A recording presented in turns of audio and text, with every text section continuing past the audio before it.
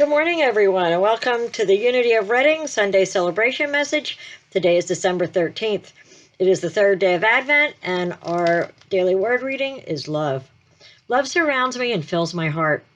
Love fills my senses throughout this Advent season. I find it in the taste and aroma of my favorite holiday recipes, lovingly made. I hear it in my favorite Christmas music, sung with joy. I feel love in a child's enthusiastic hug and in a friend's caring touch. I see love and joy in the festive decorations adorning houses and neighborhoods. The love of friends, family, and neighbors at Christmas time surrounds me in so many ways. Throughout this year, love remains the most beautiful evidence of the presence of God in and through all things. Love is the harmonizing power that infuses the world and everyone in it. Inspired by divine love, I perceive the divine in every person and in all situations. And from 1 Corinthians 13:13, and now faith, hope, and love abide. These three, and the greatest of these is love. So today I'm concluding my series based on a lecture by Eric Butterworth titled Giving Way to Life. As a society who had been indoctrinated with living life at the circumference, the physical level only, and life becomes all about getting and having. We are told to get a good education, get a good job, get a mate, or possibly get rid of one, get a good retirement plan. This way of life gives rise to all types of anxieties and fears related to getting all that we need from out there, from the world. But when we realize life from a spiritual perspective, we realize that life is a giving process, and ours is the constant need to give way to this divine flow of abundance, which is ours for the claiming. This may seem like a whole new way of living, as it certainly is a whole new and different way of thinking. As I mentioned last week, we need to think give in our work, in our relationships, in every aspect of life. For as Jesus taught, as we give, we shall receive. It isn't what you give or when you give, but as you give. Think about a water faucet. It is prepared to supply the water, but you need to turn on the faucet in order to receive. You need to give way to the flow. Think also about the Niagara Falls. The energy it produces is limitless, but we can only get as much from it as we are able to accept through giant turbines. It is important to note, the generators do not create the energy. They are a technological device in which we have learned how to receive the energy, which is already there. In the times of a blackout, there's no lack of power or energy, but a deficiency in the means which we have learned to accept it. There is a block in the flow at some point, but the energy is still there. You cannot listen to radio without some type of receiver to accept the transmissions. The prodigal son Bible story is a thumbnail of all the teachings of Jesus. If you remember, the story was of a father who had two sons. The younger son asks for his inheritance and goes out to what is called the far country. This represents him separating himself in consciousness from his source. He squanders his fortune in riotous living and became impoverished, reduced to working for a farmer feeding pigs, which is the bottom of the economic ladder. This became for him a time of soul searching and growth. The Bible says he came to himself, to his inner being. He woke from a dream state of separation. This means he realized his true inheritance was not that which he could squander. He came to realize the source was in himself. He had just cut off the flow. This is a very important realization for all of us to come to, that life is lived from within out, and we are the ones blocking the flow in any area that we feel are lacking. The son said to himself, I will arise and go to the Father. He had to raise his consciousness, work on himself to reestablish that divine flow. This is the work we all need to do to give way to our source, to know our oneness with the unlimited flow of life. The son who returned home was a far different one than the one who went out. He returned with a totally different consciousnness. He tamed the human consciousness and returned more to a Christ consciousness. The gifts he received on his return represent his consciousness outforming itself. He was receiving equal to the consciousness he was expressing outwardly. He earned his way back through his change of consciousness and nothing else. It is also important to remember the older son who stayed with his father. He worked hard and was faithful to his father. He became enraged with jealousy and bitterness over what he saw as an injustice. He went to his father and asked why he did this for his brother and never for him. His father replied, "Son, thou art ever with me, and all that I have is thine." Basically, he was telling him, this was here for the taking. You can have all you can receive, but you can only receive what your consciousness will allow, according to your own, what you might call, worthship. The older son was living in the midst of abundance and did not have the consciousness to receive it. So it might be with many of us. We live in a universe filled with abundance, but can only experience the amount that our consciousness can receive. The older son was in the same consciousness that the younger son was in when he left. He just didn't, so to speak, have the guts to leave. The older son had not developed his own awareness of oneness so that he could enjoy the abundance which surrounded him every day. God is saying to us right now, all that I have is yours, but you can only receive that which you can accept in consciousness, that which we feel worthy of. We need to be in tune in consciousness with that which we want to receive. As Jesus said, "For to everyone who has more will be given, and he will have abundance. But from him who has not, even what he has will be taken away." What he is talking about here is consciousness. Do we have a giving consciousness which is open to receive? Success is not getting there, but earning the right in consciousness to be there. Life itself is a giving process. Today I want to look at the other side of the coin of giving, a side that is often overlooked, and that is receiving. It may be obvious that behind every act of giving there must be the ability to receive. The younger brother earned the right to the abundance by coming to himself and arising to his father through changing his consciousness and realizing his spiritual worthship to accept it.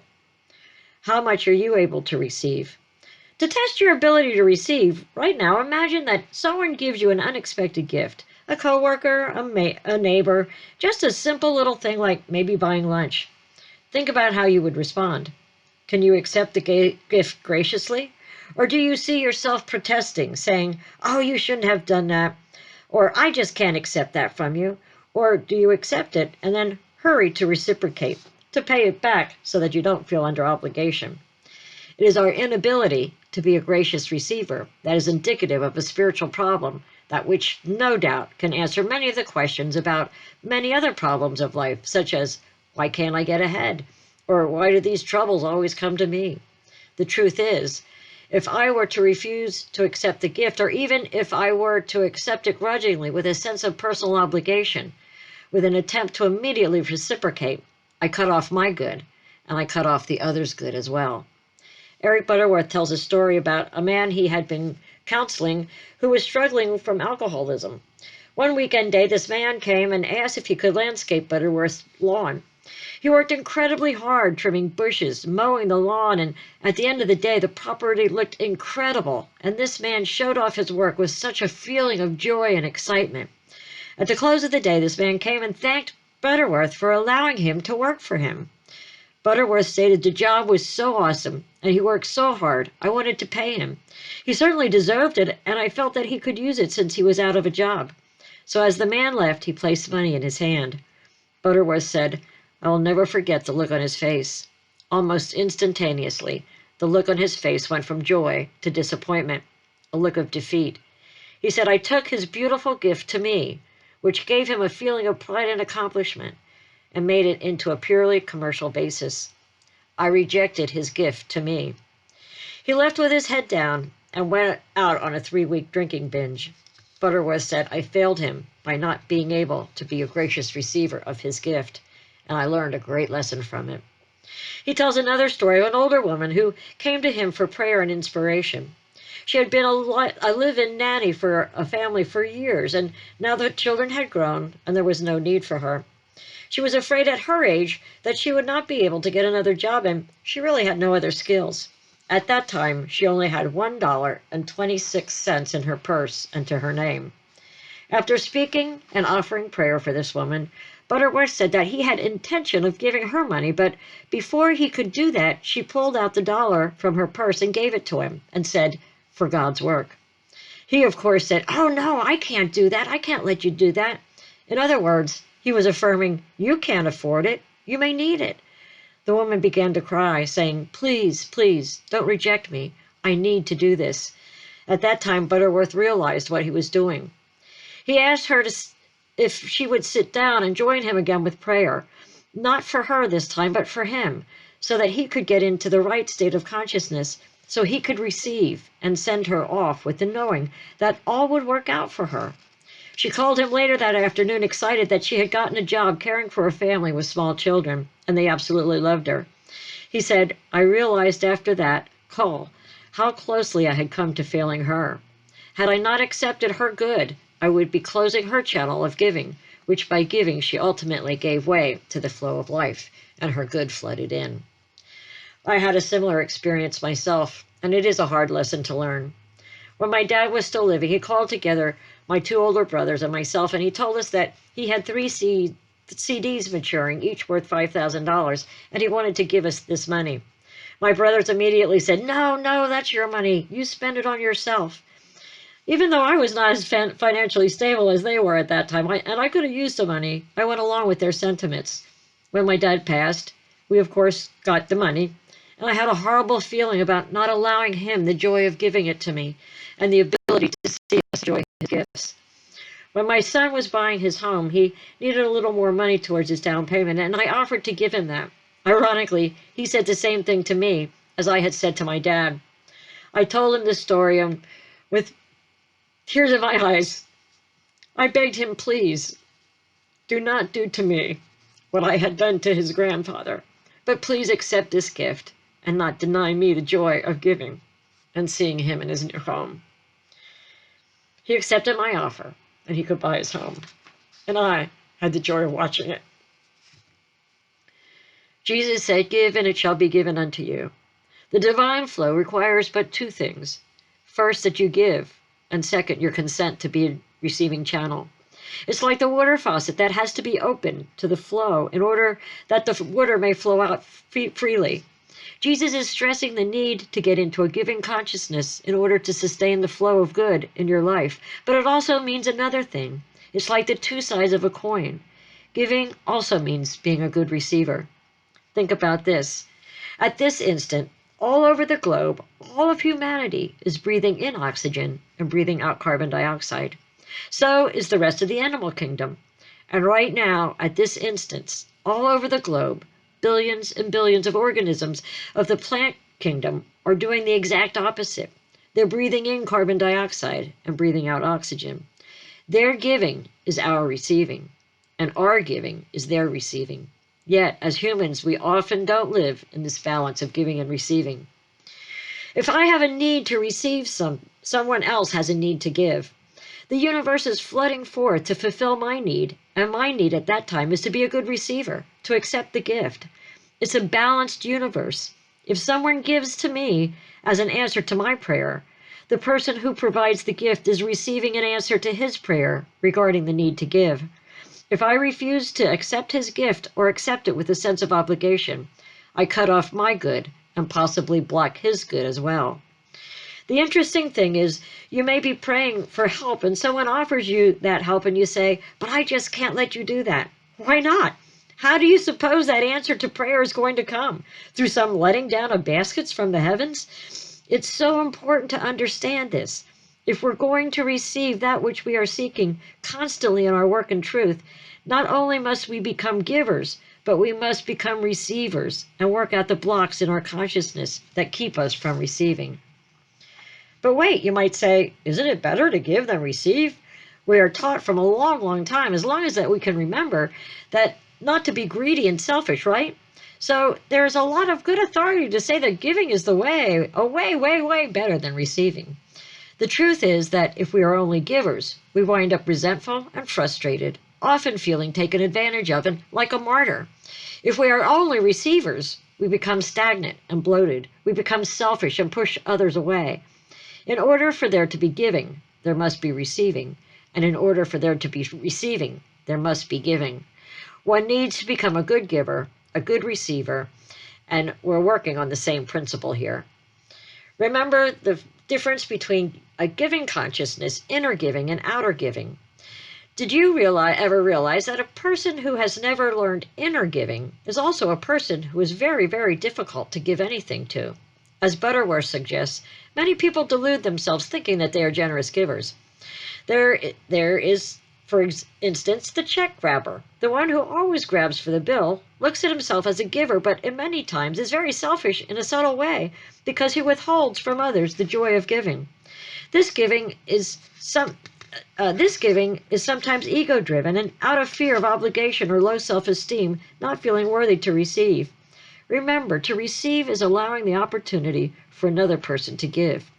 It is humorous to watch sometimes the struggle for reciprocation between people who do not want to feel obligated and need to get ahead of one another in their giving.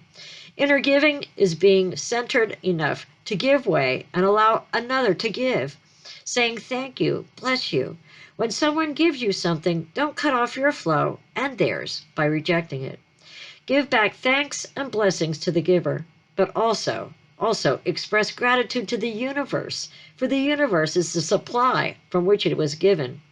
Accept your good as a demonstration of the law, and let your giving become the start of a new cycle. Remember, God is always, always the source, and the giver is just the channel from which it comes. Many of us are not experiencing the universal flow of good because we have not learned how to become gracious receivers. Poor self-image, feelings of guilt, and sense of unworthiness lead to being a poor receiver of all the good in our lives. Ability to graciously receive is an expansion of our consciousness. It's knowing our worth. Jesus said, "It is your Father's great desire to give you the kingdom."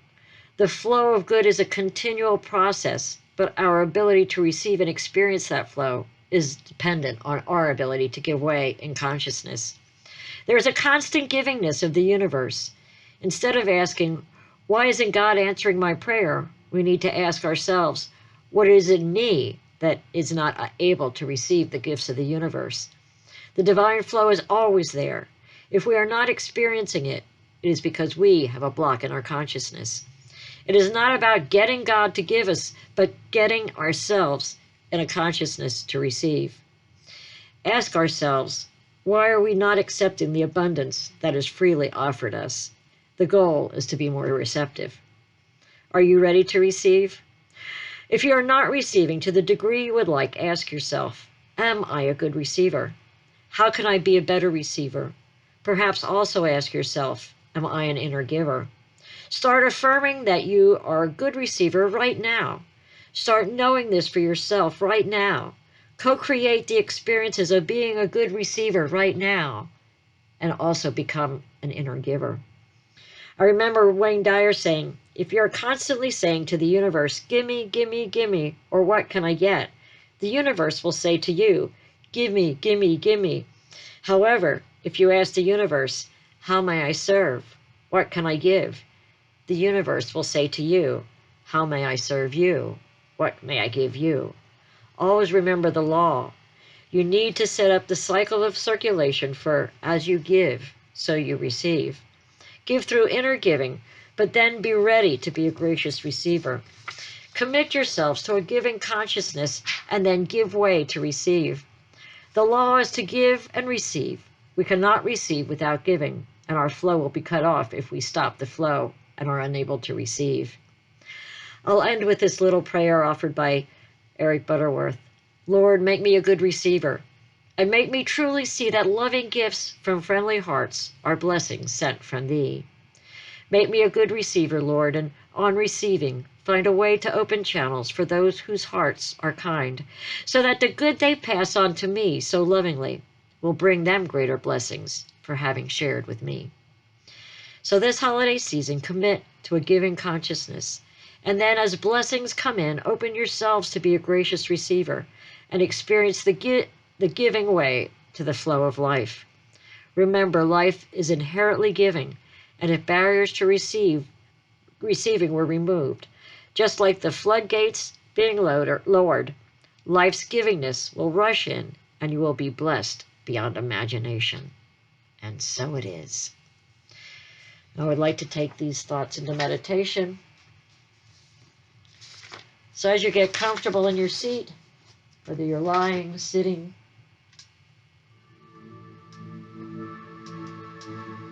Get comfortable, and as you breathe in, be gracious for this abundant amount of air. Give gratitude to the plant kingdom for giving us the oxygen that we need. Feel the ability to receive all the oxygen that your lungs can take in.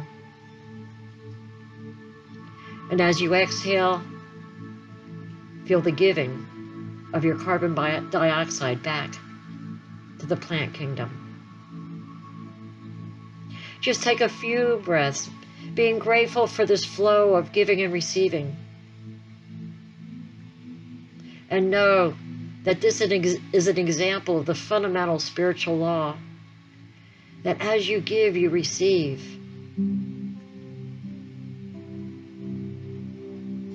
Breathe in the gift of oxygen that has been given to you, and breathe out the gift of carbon dioxide, which you are giving to them. For as we give, we receive. Know that the universe is built on spiritual fundamental law, such as giving and receiving, such as the very air that we breathe. Be aware of other examples of this fundamental law. As we give, we receive.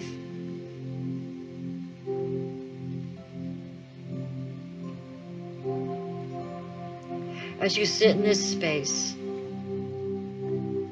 say to yourself, I will arise and go to my Father. Knowing that going to the Father is raising your consciousness to that Christ consciousness. That consciousness of abundance, of love, of joy, of peace, of faith. It's opening yourself to the kingdom of God. And all the blessings that belong to that kingdom.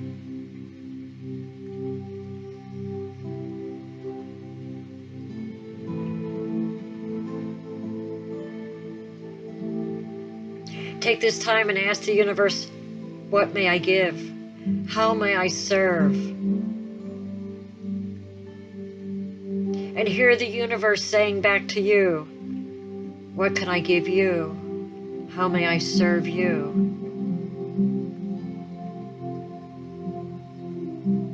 Know that in giving to others we receive. Because we open ourselves up to the flow of the universe, the flow of abundance.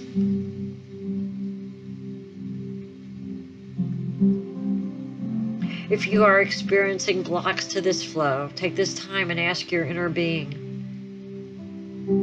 what do I need to release to be able to enjoy the flow of good in my life? See yourself as your inner being sees you, as the universe sees you, as worthy, as lovable, worthy to receive all the gifts the universe has to give. Know in your heart and your mind your spiritual worthship.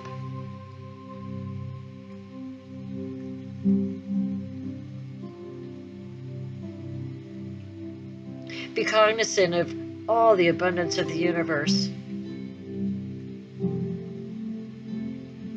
God is saying to you now, all that I have is thine.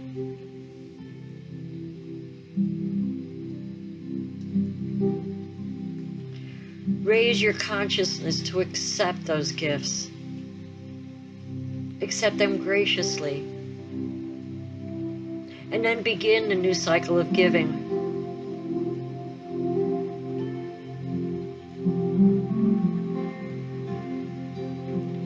Giving and receiving.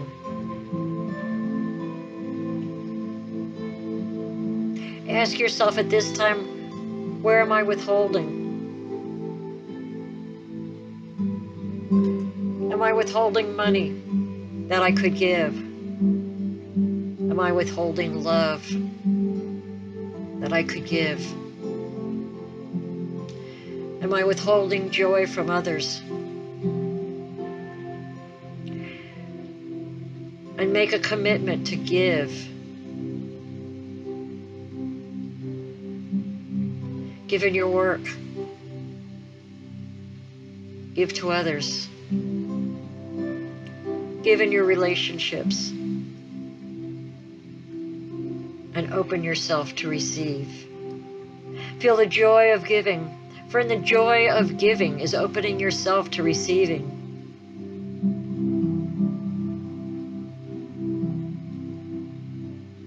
Feel the joy of life. The joy of giving. The joy of receiving.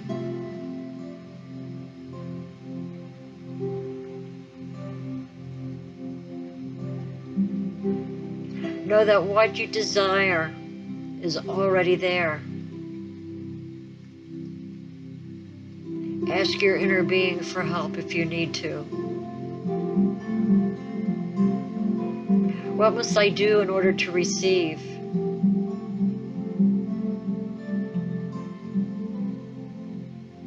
What can I give from this inner place of giving? What can I give to release these floodgates?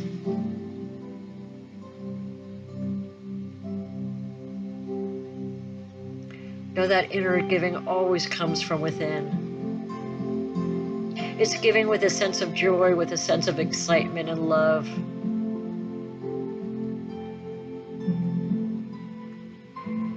And know that this sense of love and joy and giving is what opens you up to Christ consciousness. And when a gift is offered you, say thank you, bless you.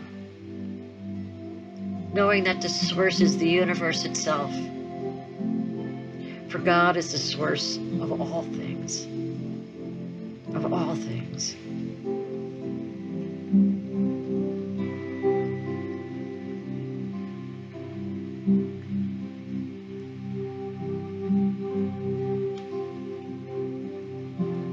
Make a commitment to notice the giving and receiving cycle in all of nature.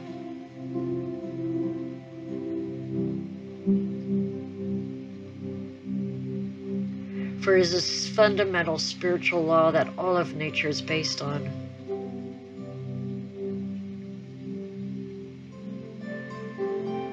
And know that as I give, I receive.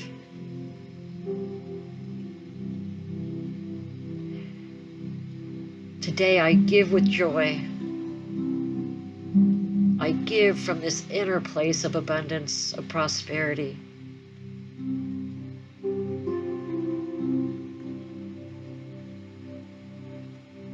I give with love. I give with joy.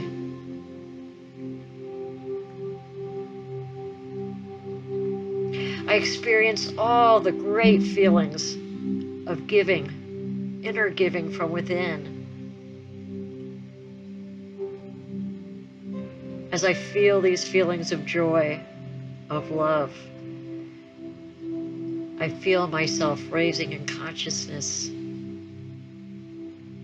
I feel my oneness with my source. And as my giving has opened myself to a Christ consciousness, I know my worthiness. And I am ready to receive all the blessings that God has for me.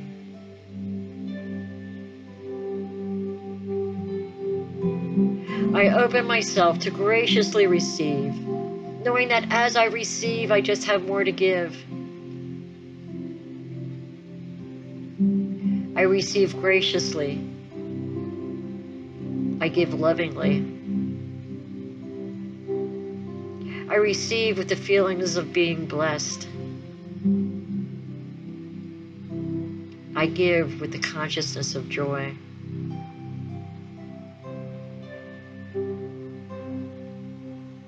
I receive, feeling prospered.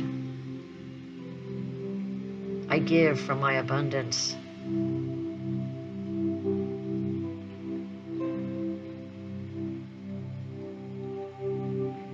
Sit for a few moments and realize and feel the joy of this cycle. And truly, truly know, as we give, so shall we receive.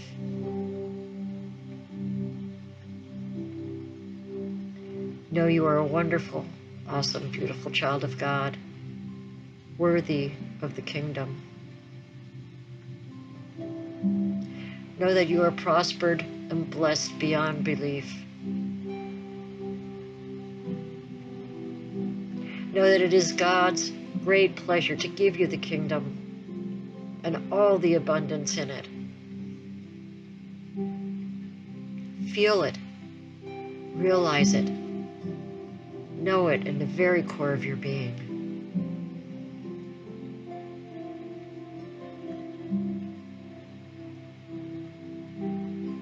Know you are blessed, you are loved, you are awesome. And so it is. Amen.